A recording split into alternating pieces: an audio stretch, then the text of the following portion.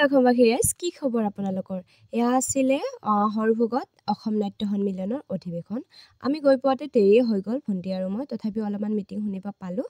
তাৰপিছতে এয়া দুপৰীয়া সাজত খালোঁ বহুত কিবাকিবি, তাৰপিছতে অলপমান কৰিলোঁ ৰেষ্ট। কৰাৰ পিছতে আমি সন্ধিয়া ৰেডি হৈ আছোঁ।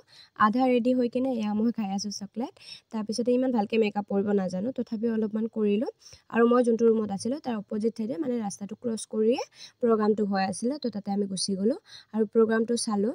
আৰু সিদিনাখন আছিলে 14 ডিচেম্বৰ আৰু সিদিনাখন আছিলে 3খন নাটক। তো চালোঁ, বহুত বেছি ভাল লাগিল চাই কিনে। মোৰো কৰিব বহুত মন আছিল, কিন্তু এইবাৰ নোৱাৰিলোঁ কৰিব। আৰু এয়া নাটক চাই কিনে ৰাতিপুৱা উঠি কিনে এয়া গৈছিলোঁ দোকানত, কিবাকিবি বস্তু লাগে তাকে আনিব গৈছিলোঁ। আৰু ইমান মোৰ আইডিয়া নাছিল কি লাগিব কি নালাগে, সেইটো কাৰণে মই হাৱাই চপ্পল লৈ যাব পৰা নাছিলোঁ, পাহৰিয়ে থাকিলোঁ। আৰু সেইকাৰণে হাৱাই চপ্পল আনিব গৈছিলোঁ। আৰু এইটো মোৰ প্ৰথম এনেকৈ গৈছিলোঁ মই, য'ত অকলে এনেকৈ গৈছোঁ, মানে ভণ্টিক লৈ গৈছোঁ, কিন্তু এনেকৈ এক্সপিৰিয়েঞ্চ নাছিল কেতিয়াও। তাৰপিছত গা পা ধুই গ'লোঁ আমি ব্ৰেকফাষ্টৰ তাতে, পুৰি আৰু ঘুগুনি দিছিলে, কিন্তু মই নাখালোঁ, গেছ হ'ব বুলি ভণ্টিয়ে খালে। তাৰপিছতে এয়া অলপমান ৰ'দত বহিলোঁ। এয়া হৈছে বাইদেউ আৰু ছাৰ, বাইদেউ যাব ওলাইছে। তাৰপিছত মই ফাৰ্ষ্ট সেইদিনাখন একক অভিনয় কৰিলোঁ। কেনেকুৱা হৈছে আপোনালোকে চাওকচোন। তুমি কিয় বুজি নোপোৱা? মই সৰস্বতী পূজাত আহিছোঁ ইয়া। তোমাৰ পৰা মই নোৱাৰো। কিয় তেনেকৈ থাকা মোৰ লগত লাগি? মই লগৰবিলাকৰ লগত আহিছোঁ। তুমি বুজি নোপোৱা? ইয়াতো তুমি সন্দেহ কৰা? কিয়? তুমি মোৰ ইনষ্টাগ্ৰাম, ফেচবুক, হোৱাটছএপ চব লৈ লৈছা। মই কাৰোবাক মেছেজ কৰোঁ, তুমি কিয় ইমান সন্দেহবাদী? আৰু শুনা, তোমাৰ লগত মই আৰু থাকিব নোৱাৰো। তুমি মোক কোৱা, একো নাই, মোক যিমান বেয়াকৈ কোৱা মোৰ একো ক'ব লগা নাই। কিন্তু তুমি কালি ৰাতি মোৰ মাক কৈছা, দেউতাক কৈছা, ইমান বেয়াকৈ কৈছা, মই ভাবিবও নোৱাৰো।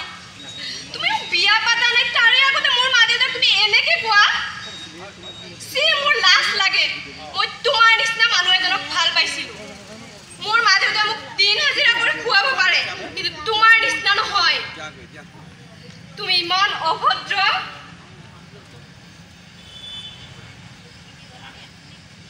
সেইটো কিহৰ বটল?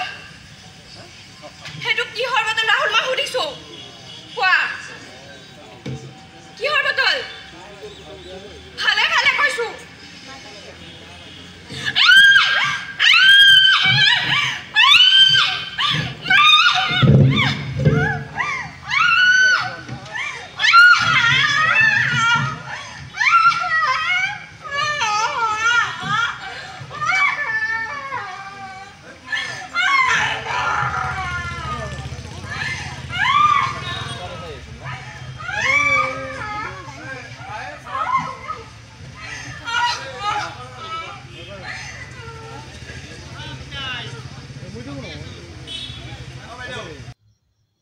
আৰু এয়া মই কৰিলোঁ। কেনেকুৱা হৈছে আপোনালোকে প্লিজ জনাব।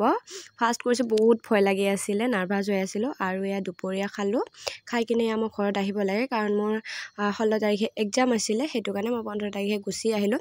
আৰু তাতে গৈ বহুত বেছি ভাল লাগিল, নতুন নতুন বস্তু দেখিলোঁ, শিকিলোঁ। আৰু মানে বহুত মৰম দিছে সৰভোগৰ মানুহখিনিয়ে, বহুত চবৰে মানুহখিনিয়ে বহুত মৰম দিছে। আৰু আজিলৈ আহিছোঁ।